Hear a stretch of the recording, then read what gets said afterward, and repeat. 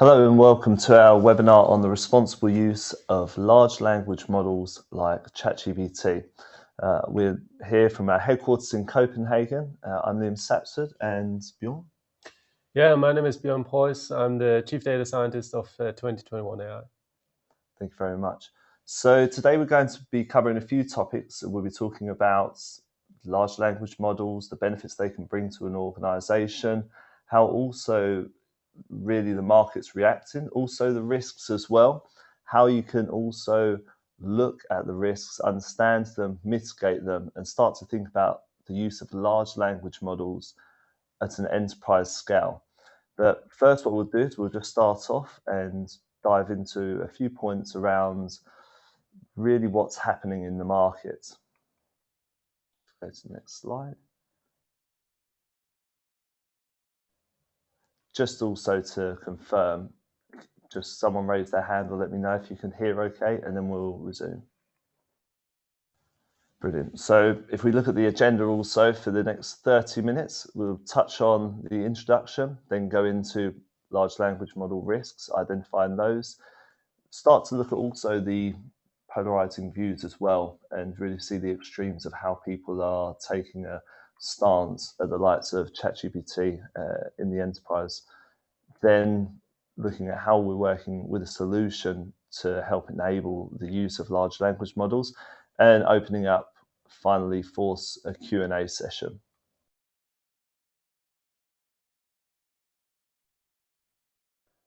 So touching on the value and what we're seeing as well. So I think just to actually set the scene a bit as well, we started to see large language models like ChatGPT, and I will be referencing that a lot, so sorry if I say the word 100 times throughout this presentation. With the likes of ChatGPT and OpenAI, we've seen also Sam Altman as well saying, okay, the EU, if they bring in the EU AI Act, we might have to move our operations out. And now changing his view on this and saying, well, we love the EU and we want to stay there and we could be compliant with this. So this is not helping, obviously, organizations have a bit of stability as to what they should be doing when it comes to generative AI, large language models. We're also seeing organizations like the Oxford Internet Institute, University of Oxford, release frameworks for auditing large language models as well to help ensure the safe use from the inception through to productionization and auditing across the whole AI life cycle. And then on the investment side of things as well, we're seeing generative AI organizations actually increase the use of, on the investment side of things, we're seeing organizations actually reach billion-dollar valuations twice as fast as the typical tech unicorns. So now there's an absolute influx of investment, both to fund LLM organizations, but then also to fund its being used in your teams at an enterprise scale, because the benefits and values, just even in a small sales team through to operations within the finance team, are massive. So here you can actually see the growth of ChatGPT compared to other technologies, and the likes of JP Morgan as well.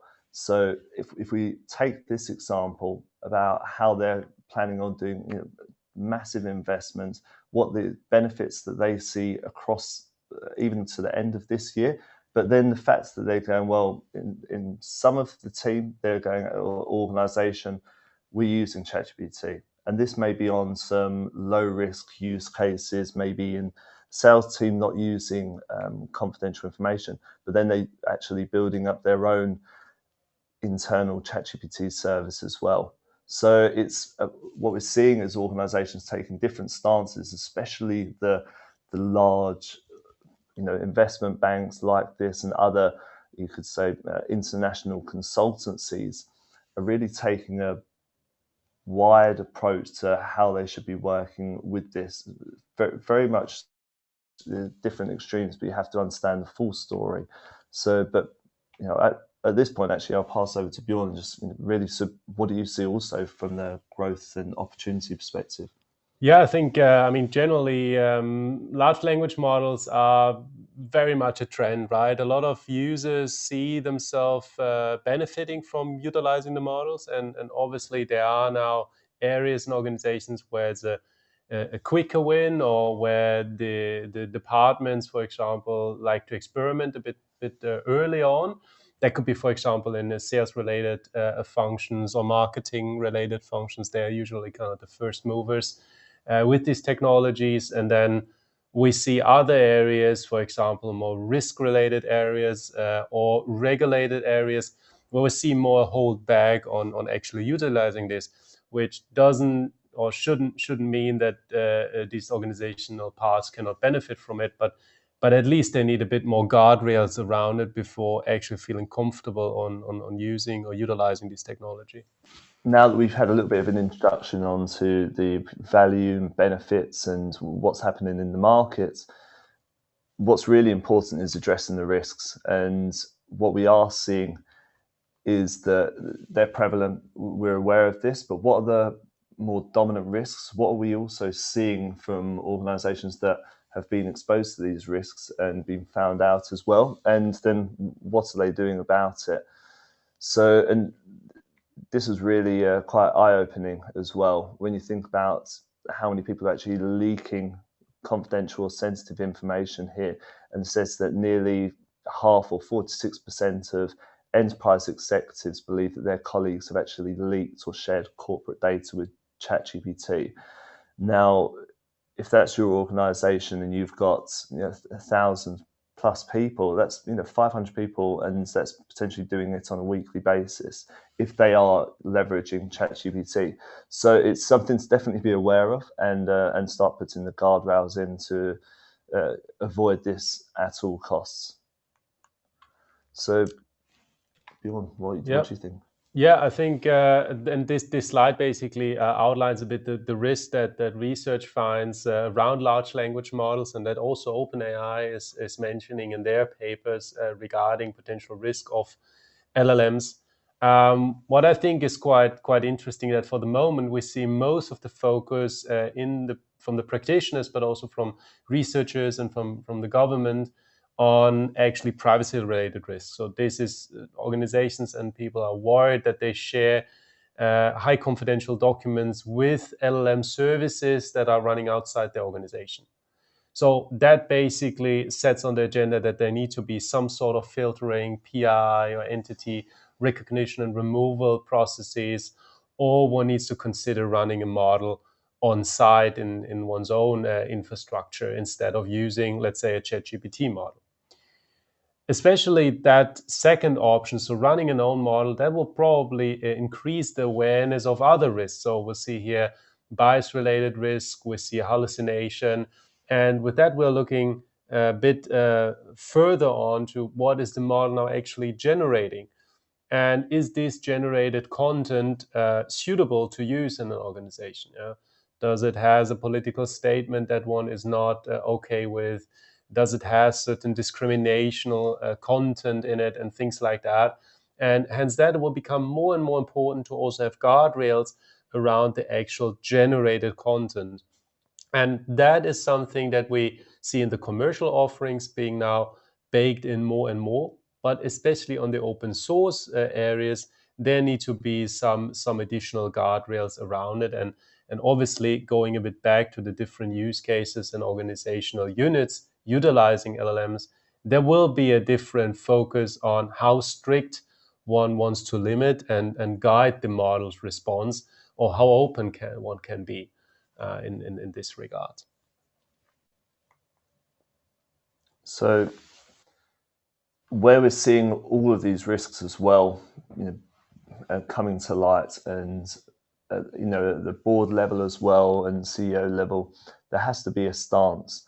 And whether that's banning it, whether that's letting it in, whether that's building your own, it all has to have foundations with a certain degree of responsible foundations or responsible frameworks, but then also risk guardrails and governance from the very beginning, and not doing it ad hoc, but actually implementing this at the start of your journey so that then you can accelerate rather than doing it the other way around and finding out the hard way and then having to ban ChatGPT or an LLM and then losing out on time of innovation where your competitors are now leveraging this technology.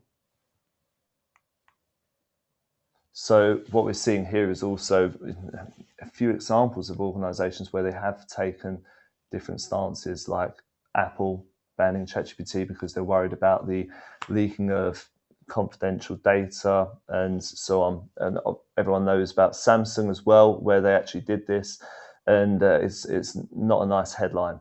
And then you have other organizations listed here as well, where you can read on the link below that we'll be sharing afterwards, of course, that they've taken a stance as well, which they haven't revealed also what they're doing with LLMs internally and their approach. So it makes you think, okay, what should we be doing?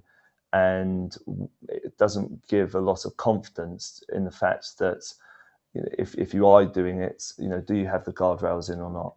Bjorn?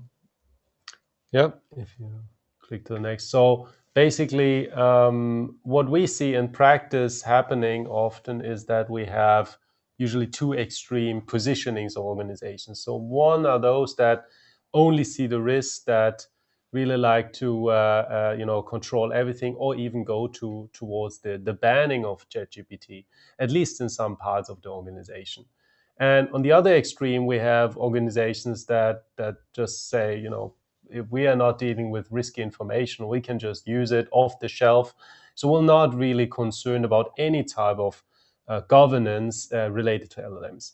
And what we would see is probably the truth is a little in the middle of both extreme views. So on one side, one should definitely not just ban, as you just mentioned that, Liam, then you will maybe lose out on certain innovation. Your competitors will move faster than what you do and things like that. And you definitely lose out on experience with these kind of models. On the other side, not doing anything at all is probably also not the right way. And then we'll see cases like what we read in the news from Samsung, that they are leaking information or someone shares confidential code with the model, things like that. So that's probably also not the right way. So having some guardrails, having some governance around the usage, use it in a responsible way. I think that's the way forward.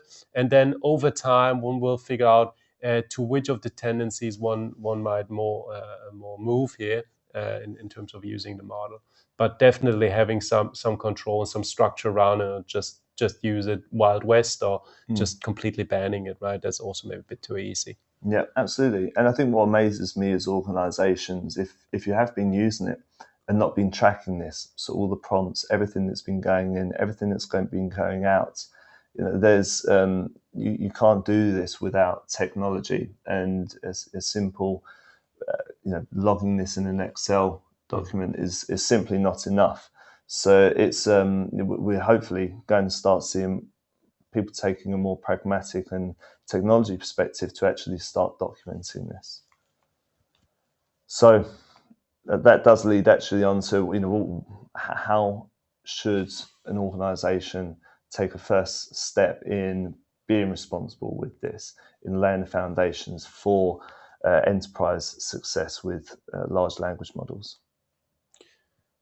Yeah, and what we'll show you here now is basically one example of a chat interface with a API content or PI detection in the back. So we'll see here we'll enter a prompt into a chat interface, and that could be basically any type of UI front end a company is using. And you see that it detects personal identifiable information like names, like organizations, and replaces these with a placeholder. So that means that this information is not sent on to the LLM, and the LLM cannot utilize this content to generate the response. In addition to that, what we see as important and what our solution would offer is the total transparent logging of actually what the LLM was used. So that means that one can run through user statistics and see how often has the model been used, with which kind of content, has there been risk or sensitive information being shared with the model, or in the end not shared, but someone put it in at least into the prompt, and it then got filtered out. So basically creating a transparency of the usage, that's also typically what we see as the very first step. And then based on that experience, one can set the stricter rules and guardrails on what to block out, what to allow the model to generate, and so forth, which is then typically along the user journey coming later on when the organization is adapting this kind of approach. So also thinking about how to get started as well. So what we're seeing as well is that organizations, especially working with the likes of large language models, it's not about trying to do the complete GRC, for AI straight away. It's first thing you should start doing is just tracking. So that's actually documenting everything that's going into the model and everything that's being put out. Then you can start to actually build up, different controls, audit logs, doing sentiment analysis, checking for bias, mitigating bias, customizing up your own models and so on. But if you do want to just get started as well, it's stopping the PII, documenting this, so then you can actually share it with internal audit, external audit, regulators that you have been using the data and the prompting and the model in a sensible and responsible way. And what is maybe also important to mention here is that this is obviously also setting you up for using own models on your own infrastructure, and it can then build up to extend this GRC framework to other type of models. That could be all your machine learning models from your risk teams, from your marketing or sales teams, and so forth. So it's kind of also a modular approach. You're not logged into just one thing. And I think that's also generally quite important when discussing machine learning technology and the governance of it, because it's a very fast-moving field. Absolutely. So I think what we'll do is we'll open up for questions now, and we'll obviously follow up this webinar with some information and the recording, so that you'll get access to this and can dive a bit deeper with us if you want to. But we'll answer the first two questions there as well. So starting off with Anita, how do you see the upcoming AI Act from the EU will influence organizations' use of large language models? I guess that's a question for me. And honestly, I need to say, we don't know yet for sure, because the EU AI Act, now the EU tries to adjust the act a bit to the language models. Once they started drafting it, it was not really made for that type of model. But in general, the main points that the EU AI addresses regarding running through certain assessments, having transparency, having control of what's going on and how the model is used, these would be things that we'll definitely see as being important when utilizing large language models, and that organizations should address, right? There will be some things regarding the monitoring, how well is the model actually responding, which is a bit more tricky, or let's say very different to normal supervised learning, machine learning, or deep learning models. But also that is technically possible. So I think that over time we'll see the EU AI Act converging into something that encapsulates the large language models.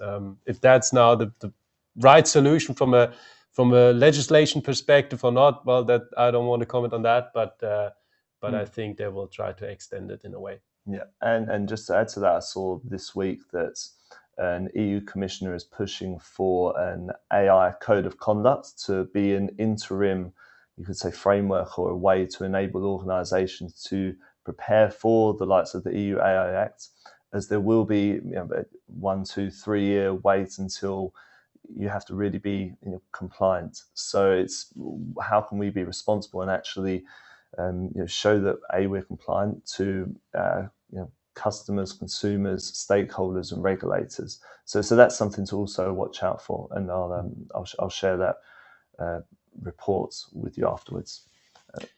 And then we have another question from John. So, do you feel having your own premise version of an LLM like ChatGPT limits its usefulness, as it will have much less user input to learn from? I think that really depends. So, first of all, you need to figure out, what kind of models can you actually run on premise. Which models do you have access to, and obviously they differ quite a bit in the way how they work, how good they are, how big the models are, and there will most certainly be slightly worse than the latest ChatGPT model. I mean, basically just due to the size. um, but the question is always, what is the alternative? And the alternative is probably, if we'll, for example, discuss an intranet setup where you want to use the LLM to go through all your internal documents from the intranet. Well, even a slightly worse language model, a bit worse than a ChatGPT, is still way better than a search that has a functionality like an old search engine from the 90s. So I think that's always important to have in mind. So one doesn't try to beat ChatGPT necessarily, but more find a solution that is way better than the state we're in right now. Regarding the less input to learn from, so that's the question. You will probably not have the large language model retraining all the time, and probably it's also a bit an advantage having, well, yes, less user inputs, but more specific user inputs to your organization. So in that case, it could be also beneficial to have a model that is more tweaked towards the needs that you actually have and the content you have, rather than anything that you will see in the internet. And especially if it's around critical information, this has to take a very high security approach rather than just trying to actually worry that you're going to be missing out because you're not using the likes of ChatGPT. And then also, if you start now, the amount of customization and development that you can do to actually further tailor this to your requirements will pay dividends in the could say medium to long term. Great. I think that was the questions we had so far. If you have further questions, feel free to reach out to us. You see our contact information on this slide, and we'll also reach out, send you the link to the recording afterwards. So feel free to get in touch if there's anything. Exactly. And if anyone would like a bit of a deeper dive than the 2 minutes demo there, really understanding our governance and just having an open discussion around this, then that's what we're here for. So, but I really appreciate everyone tuning in. It's been a pleasure. So, and we'll speak to you soon. Thank you. Bye. Thank you very much.